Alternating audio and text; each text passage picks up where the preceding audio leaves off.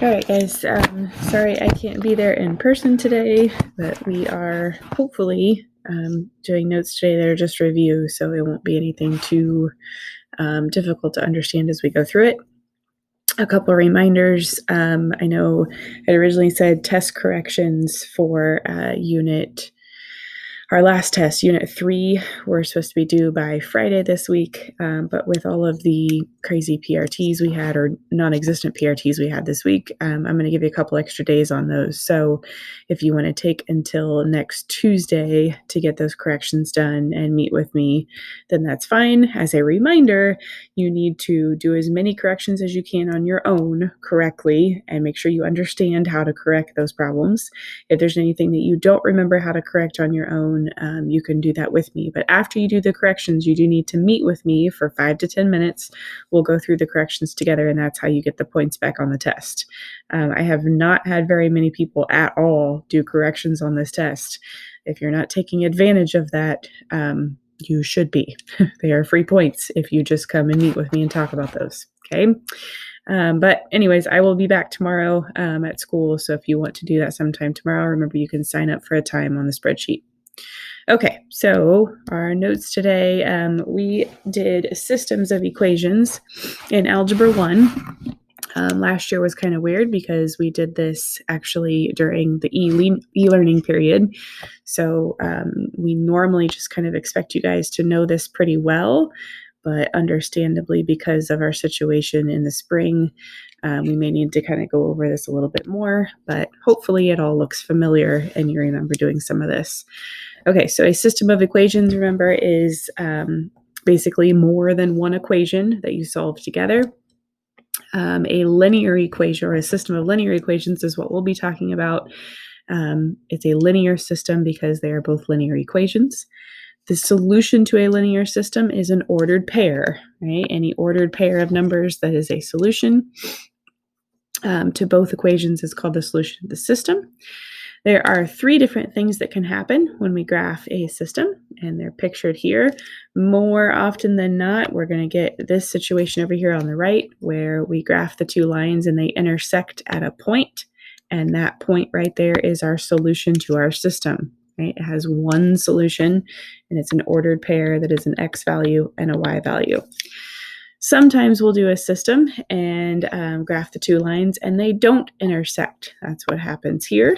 If they don't intersect, then that means there's no solution, right? Because there's nowhere where those lines cross, so I don't have a solution. They don't have a point in common. And then the last thing that can happen is actually called coincident lines. And that's basically when you solve the system and find out that actually the 2 lines are exactly the same line. And if I graph the 2 lines and they're exactly the same, then they overlap or they intersect everywhere. So all real numbers is our solution, or everything on that line, every ordered pair on that line is a solution. So that's kind of what we say down here. When the graphs intersect in one point, they have one solution. When the graphs are parallel, we end up with no solution. And when the graphs coincide, or when they're the same line, then every ordered pair that satisfies one also satisfies the other. And the solution set has infinitely many ordered pairs that are on that line. Okay, and we'll kind of see how to write that here later. Just as a vocab stuff here, equivalent systems are systems that have the same solution set. So sometimes you can have 2 different systems that have the same solution. That happens. Okay, so we'll start kind of working through these. So the first way we learned how to solve systems last year was by graphing. Basically, we're going to graph both lines and then see where the 2 points intersect if they do intersect. So to graph our 2 lines here, I'm going to take the first one, the 5x plus 3y equals 9. To graph that equation, the easiest way to do so would be to put it in slope-intercept form. Remember, that's y equals mx plus b, so I want to get the y by itself. I'm going to move my 5x over to this side, so I'll get 3y equals negative 5x plus 9. Divide everything by 3. And that will give me y equals negative 5/3 x plus 9 divided by 3 is 3. All right, so now I'm going to graph that line. Remember this number here, the positive 3, that's our y-intercept. So I'll put my point at 3 on the y-axis. And then my slope is -5/3, so I'm going to go down 5, 1, 2, 3, 4, 5, and then to the right 3, because the 5 is negative, the 3 is positive. So down 5 to the right 3, put a point there, and I'm going to fill up the whole graph because I don't know where these two lines are going to intersect. So I'm going to go again, 1, 2, 3, 4, 5, to the right 3. And if I go down 5 and right 3, remember that also means I can go up 5 and to the left 3. 4, 5, that kind of goes off the graph, but that's okay. That'll give me one more point just to see where it is. And then I draw that line as straight as I can. You can use a straight edge if you'd rather. There's one of the lines. Then I'm going to do the same thing, but for the other line. So this time I've got x minus 3y equals 9. Again, I'm going to solve for y. So I'll subtract my x term over here. Negative 3y equals negative x plus 9. Divide everything by negative 3 this time. And I get y equals a negative 1x divided by a negative 3 will give me a positive 1/3 x. And then 9 divided by negative 3 gives me a negative 3. So then plot my y-intercept at negative 3. My slope is positive 1/3, so I can go up 1 and right 3. And hey, look, there's our point right there. Up 1 and right 3. Or I can also go down 1 and left 3 a couple times. And there's my other line. So the point that they share, the point or the ordered pair that works for both of those equations is right there. So the solution to our system would be at the point the x value is 3 and the y value is negative 2. So if I took that ordered pair and I plugged it back into both of those two equations, it would be true for both equations. So that's our solution. Okay, that's solving by graphing. The other two methods that we learned last year were substitution and elimination. So we're going to go through those as well today so we remember how to do them. And there's certain times when you want to use one method or the other. The way that this one is set up, so this is the exact same system, right? We just did this one here. I'm going to do the exact same system, but this time I'm going to solve it algebraically, which means I'm going to solve it using either substitution or elimination. Substitution is where I take one equation and I plug it into the other. Elimination is where we look at, can I add the two equations together and eliminate one of the variables? This one is already very nicely set up for elimination because look at that right there. I have a positive 3y and a negative 3y. So when I add these together, those are all set up to eliminate. So all I have to do here is I'm going to add the two equations together. So if I do 5x plus x, I will get 6x. And then, like I said before, the positive 3y and the negative 3y, that would be a 0y. So that one is eliminated. Equals 9 plus 9 is 18. And now I can just solve for my x. So I divide by 6 on both sides, and we get x equals 3. Now remember, the solution to a system is an ordered pair. So once I get the x value, I also need y. Once you have the x value, you can plug it into either one of those equations to get your y. So I'm going to do the second one. I'm going to take the x minus 3y equals 9, but I'm going to plug in 3 for my x. So then I can solve for y. So I'll subtract 3 on both sides. Gives me negative 3y equals 6. So then y would equal negative 2. Right? And again, that's the same point we got up there, right? If I look at my x value is 3, y value is negative 2, I got the same answer as I did when I graphed. Right? So there's two different ways to solve the same system, so we can kind of remember how this works. All right, let's try another one. Same thing here. This time we've got a new system, but the first way we're going to solve is we're going to do graphing. That first equation, I've got y equals 3/2 x minus 2. It is already in slope-intercept form for us, so I can go ahead and graph. Y-intercept is negative 2. Slope is 3/2, so positive 3/2. So up 3 to the right 2. And I'm going to fill up my graph. Or if I go up and right, I can do the opposite. I can go down 3 and left 2. And then draw that line. Okay, and we'll take our second equation, 6x minus 4y equals negative 4. This one I need to solve for y, so I'm going to move over the 6x,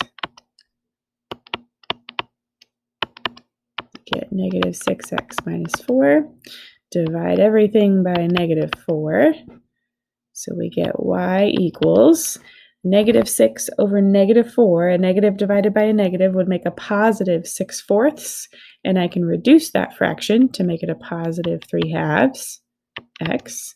And then negative 4 divided by negative 4, that'd be a positive 1. Okay, so I go to graph that one. Y-intercept is at 1. My slope is 3/2, so up 3, to the right 2, all the way across the graph.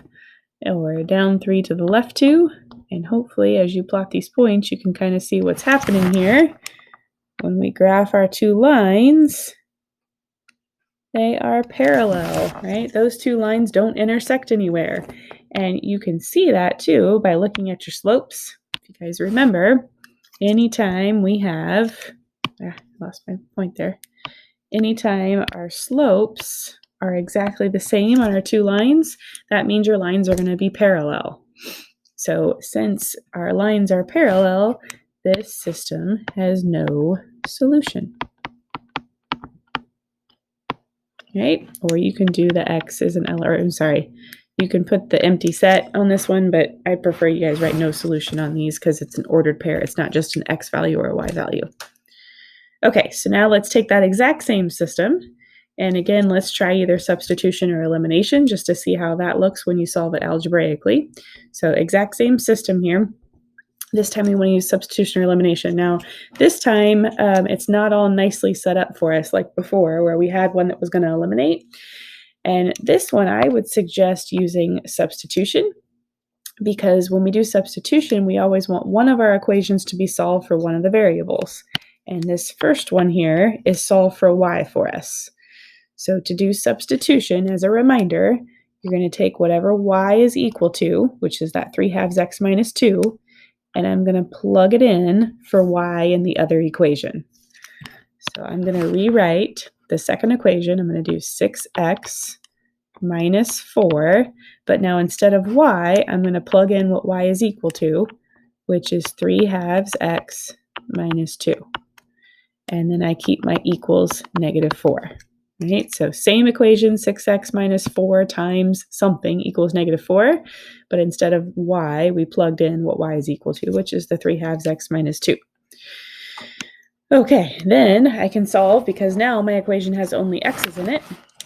So I'm going to distribute in the 4, so 6x minus 3/2 times 4. If you got to write it out over here separately, you can.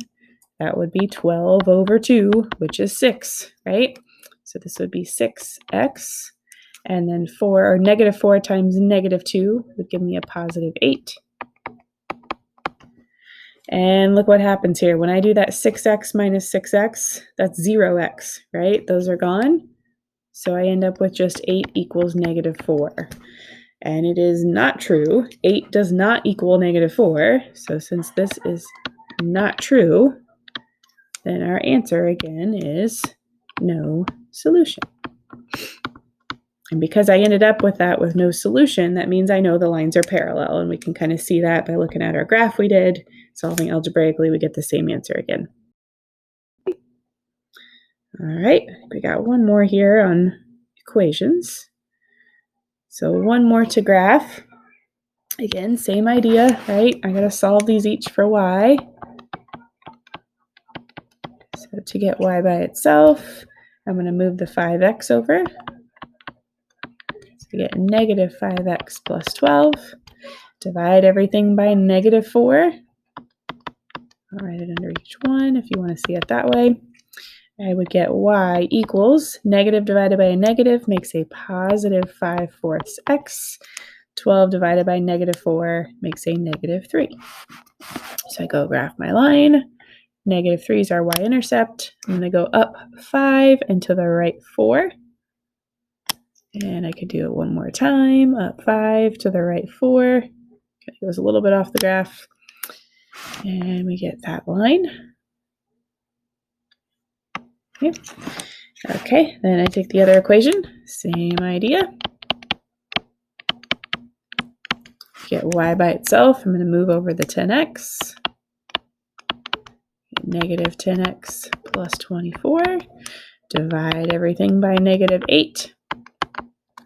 We get y equals negative divided by negative makes a positive, and then that 10/8 would reduce to 5/4 if I divide them both by 2. 24 divided by negative 8 makes negative 3. And you should notice something here, right? Those two lines are exactly the same. So if I go to graph this line again, I'm just going to graph the exact same line over the one that I already have there, right? These are the exact same line. They overlap. They are coincident lines. So that means our answer is all of the points on that line. I don't want to just say it's all real numbers because it's not every single point that's out there that exists. It's only all of the points or the infinite number of points that is on that line. So we can give our answer where we're going to say that I want the point x, y, and we'll put it in our curly braces here, such that, this is kind of like how we did our domain notation in the last unit, right? Our equation, you can take either one of the equations. I'm just going to do the y equals 5/4 x minus 3. So that tells me that I want all of the points x, y that are on the line y equals 5/4 x minus 3. Okay. All right, let's kind of see how that one works when we solve algebraically. On this one, again, you could choose substitution or elimination. I will not probably make you guys do one method or the other. You can choose which one you like better. If you wanted to do substitution here, you'd have to take one of the two equations and solve for either x or y. I tend to prefer elimination, so I'm going to solve it that way to start with. The only problem here with elimination is when I go to add these together, neither of my x or y will just cancel out the way that they are. So to fix that, this is when we need to multiply one equation or both by something to make them be the same number, right? So I noticed that with the x's, I've got a 5 and a 10. So if I multiply this top equation by 2, then that would make that term also be a 10.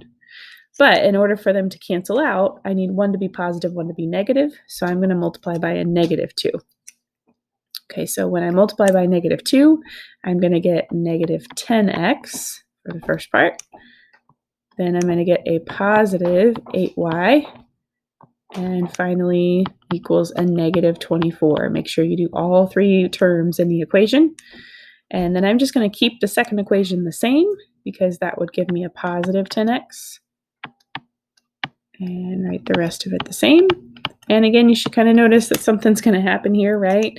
My x's cancel out, but also the y's cancel out, which means there's nothing left on the left side. It's just 0.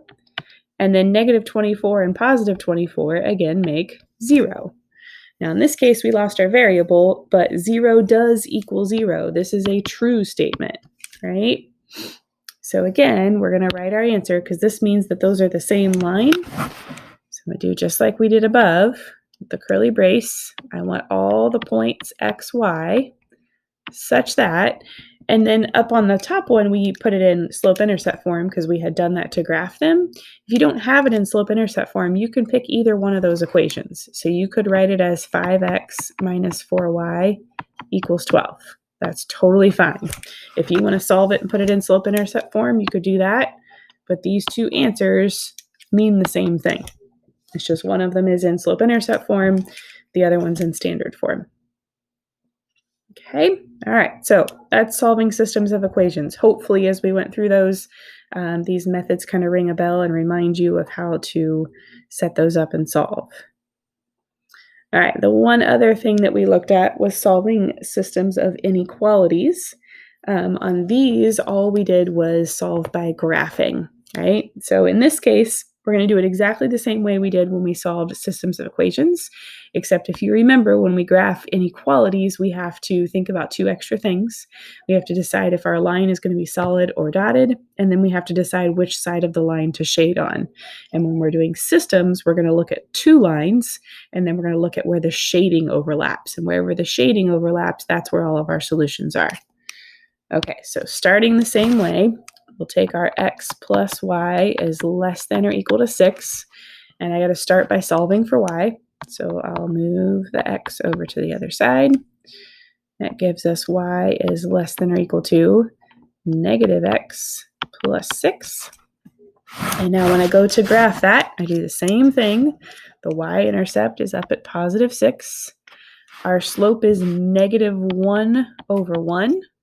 Right? Only one of the numbers can be negative if my slope is negative. So I'm going to go down 1 and to the right 1. Remember, if it's a negative sloping line from left to right, it should be going downhill. Right? Put all those on there. I can go 1 to the other way. And then before I draw my line, I need to decide if it's solid or dotted. Because this is a less than or equal to, that means this is a solid line, right? It means because it could be equal to the line, it means it actually includes all the solutions on the line. So I'm going to draw all that as a solid line. And then I have to decide where to shade. Different ways to decide that. Some of you may have tried a test point. You can plug in a test point to decide where to shade. But usually what most people like to think of is, do I shade above the line or do I shade below the line? And we're not doing right or left like we did with single variable. We're doing up or down because y is the thing that's over here by or on the left side of the inequality symbol, and the y-axis is vertical. We're talking up and down. So we need to decide, do we shade above or below the line? Because I want y to be less than my line, that means I want to shade below the line, right? So I want everything underneath the line. Now, when I do this first type of shading, I'm going to shade really lightly if you're using a pencil, or I tell people to just kind of make lines going in one direction. So all of that is below the line, right? Start at the y-intercept, and I want to go down this way. So that would be below the line. Okay, then we'll take the other line. This one, we've got 2y is greater than x. To get y by itself, I just need to divide each side by 2. So I get y is greater than, remember there's always a 1 there, so that would be 1/2 x. Now, technically I don't have a y-intercept over there, but remember you can always do a plus 0. So that means that our y-intercept is actually at 0. Our slope is 1/2, so I'm going to go up 1 to the right 2. All the way across, and I can also go down 1 left 2. And then again, before I draw my line, I need to decide, is it solid or dotted? Now this time it's just greater than. It's not actually equal to the line, so that means I want a dotted or dashed line this time to show that I don't actually want to include the points on the line. I'm only going to include the points in our shading. Okay. So then to decide where to shade, this is a greater than. So if I want y to be greater than the line, I want to shade above the line. So again, you can go to the y-intercept and think go above the line. So I'm going to go that direction. So that means I will go and shade this way. Okay. Now, once I have those shadings done, then I want to look for where my shading overlaps. And I'm going to go back and shade that in darker. I have to be able to tell where you're shading in order to see the solutions, right? If I can't tell where your shading is, then I can't tell if you're doing the problem correctly. So I'm going to go back, and in this section, I've got both blue and pink lines. So I'm going to go back and shade that in darker so it's really obvious that that's where my solutions are. I could pick any point inside that section of the graph, and those points would work for both of my inequalities. Okay, so if I wanted to pick a solution, I could name a point that's inside that green shaded area. And that's all you have to do. There's no writing an answer or anything for this one. You just need to show the graph to show your solutions. All right, we're going to try a couple more just to see a couple different situations, and we'll do these fairly quickly. The nice thing is they're all solved for y already, and if you look at them, they're very similar, right? The only things different here are our inequality signs. So I'm going to graph the first one, 1/2 x plus 1. So my y-intercept's at 1, up 1 and over 2 for the slope. Or I can go down 1 and left 2. And that was just a less than sign there, so that's going to be a dotted or dashed line.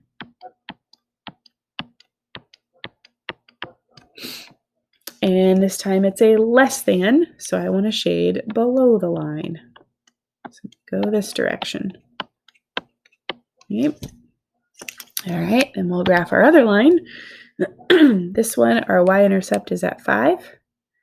And look, it's got the same slope. So that should be your hint. These lines are going to be parallel, but remember these are inequalities. So just because these lines are parallel doesn't mean we have no solution like when we did equations, right? This time the solutions are where the shading overlaps. So I still want to go through finishing graphing these so I can see if the shading overlaps.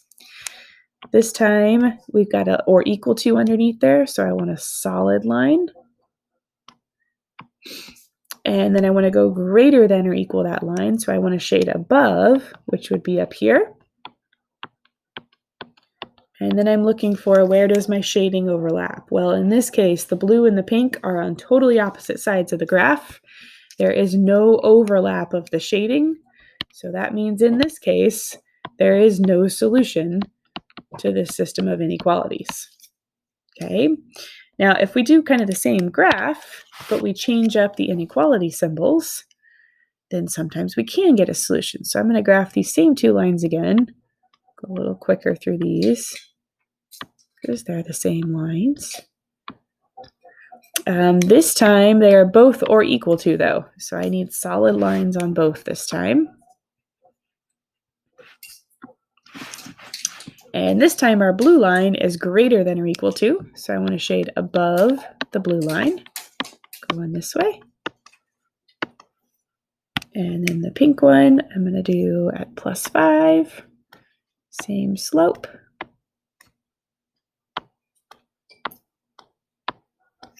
And again, that one was solid because we've got the or equal to. And this one I want to shade, that one's a less than or equal to, so I'm going to shade below the line. And this time our shading does overlap, right? In between the two lines, we've got both blue and pink shading. So now I can go back and shade in between, darker or with another color, to show where all of the solutions are, right? So with inequalities, just because the lines are parallel, that doesn't mean that you have no solution. You've got to keep going through it and see if the shading overlaps. That one does have a solution. Okay. All right, hopefully this helped you remember how to do these. Homework number 1 is in your homework packet. We put page numbers at the bottom of the packet so you can kind of follow through. I think homework 1 goes from page 1 through 8. It's a lot of pages because there's lots of graphs. So try as much as you can on those. If you get stuck, I will see you guys again on Monday, I think. I don't think I see you Friday, so I'll see you on Monday and we'll go over any questions. Feel free, if after you watch the video and you start working on it, I will be checking my messages and such during the day, so you can send me a message on Google Chat if you've got a quick question that I need to answer. You guys have a good weekend. I will see you again soon.